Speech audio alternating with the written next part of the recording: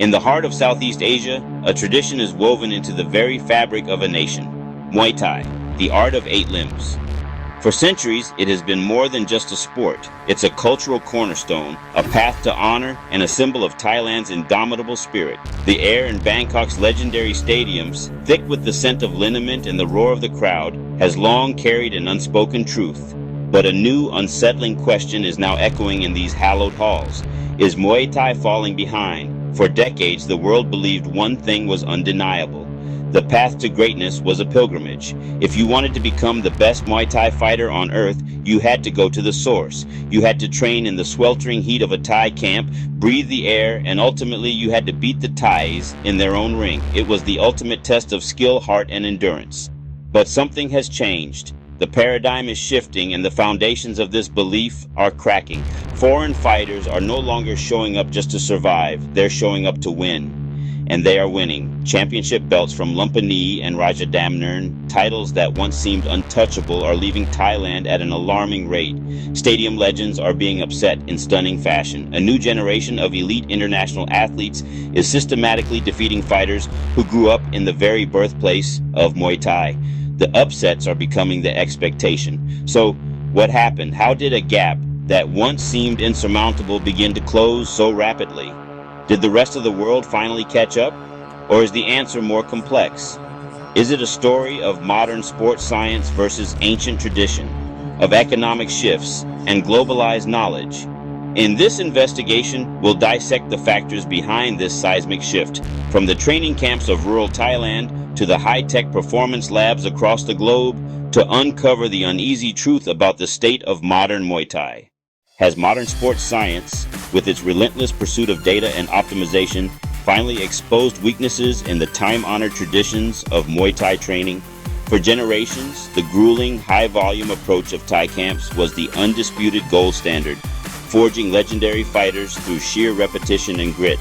But in an era of physiological monitoring and data-driven insights, is that old-school mentality now a liability? Or has Thailand become a victim of its own unparalleled success?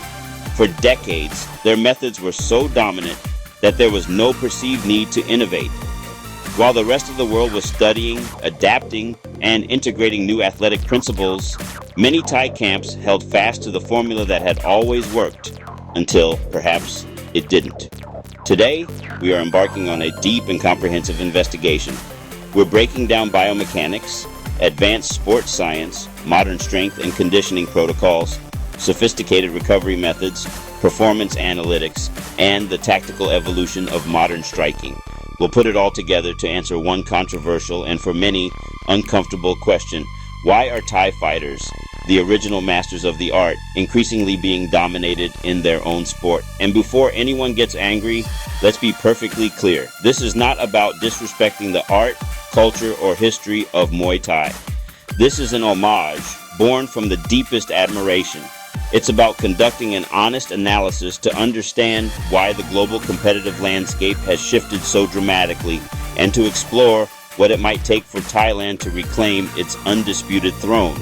We'll cover everything from overtraining to financial structures, but stay until the end, because the final reason we'll uncover is the one almost nobody in the world of combat sports is willing to discuss openly.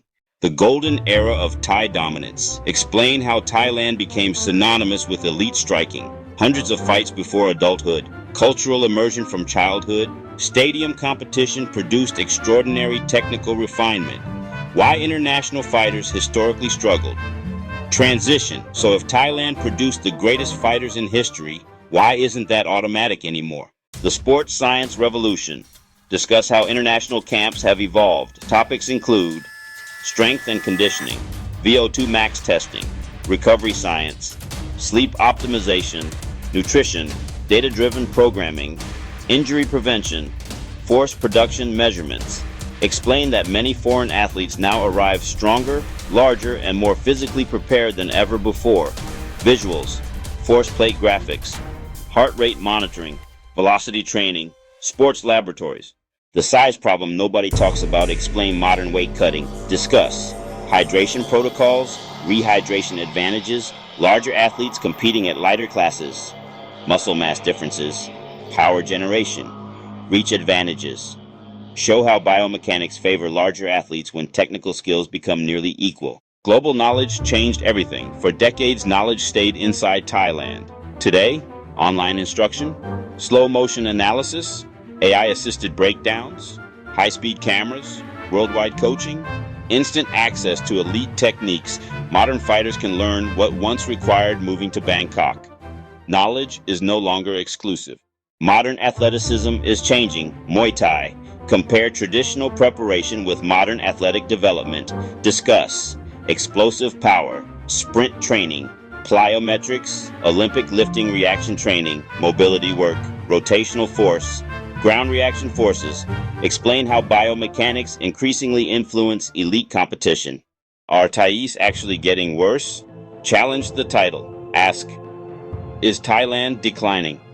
Or has the world simply improved faster? Discuss economic incentives, fewer elite youth entering Muay Thai, growth of other sports, international investment, elite foreign training camps in Thailand, cross-training between kickboxing, boxing, wrestling, and MMA. Present a balanced perspective. Final verdict. Summarize the evidence. Main conclusions. Thailand still produces incredible fighters. The technical gap has narrowed. Sports science has accelerated global development. International athletes are now bigger, stronger, and better prepared than ever. Muay Thai has become a truly global sport. The real story isn't that Thailand suddenly became weaker. The rest of the world finally learned how to train like professionals.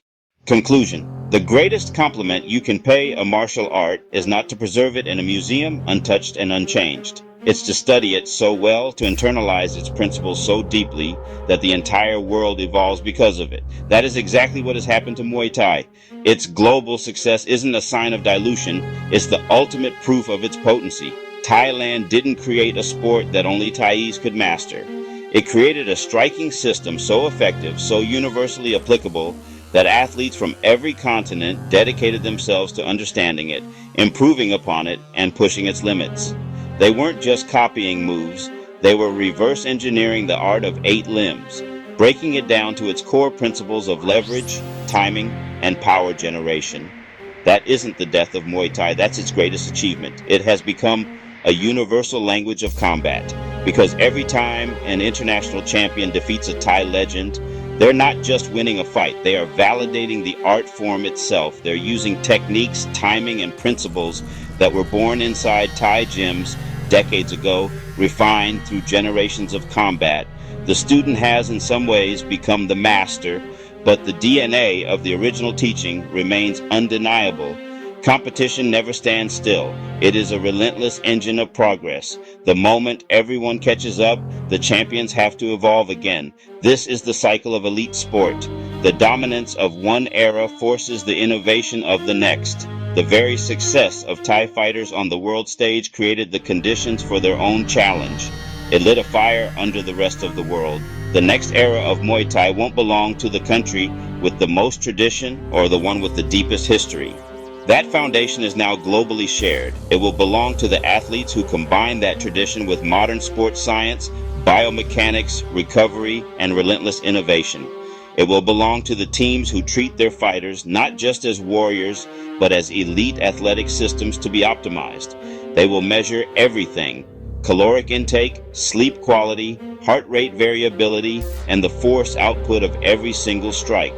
They will leave nothing to chance. So maybe the better question isn't why Thais are getting dominated. That framing misses the point.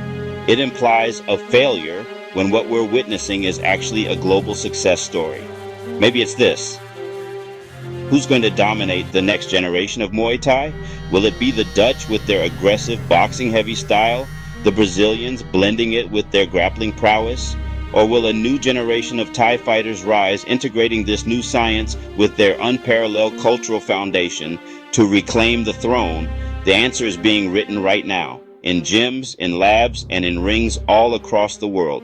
The art of 8 limbs is more alive, more competitive, and more dynamic than ever before. And the only certainty is that it will continue to evolve.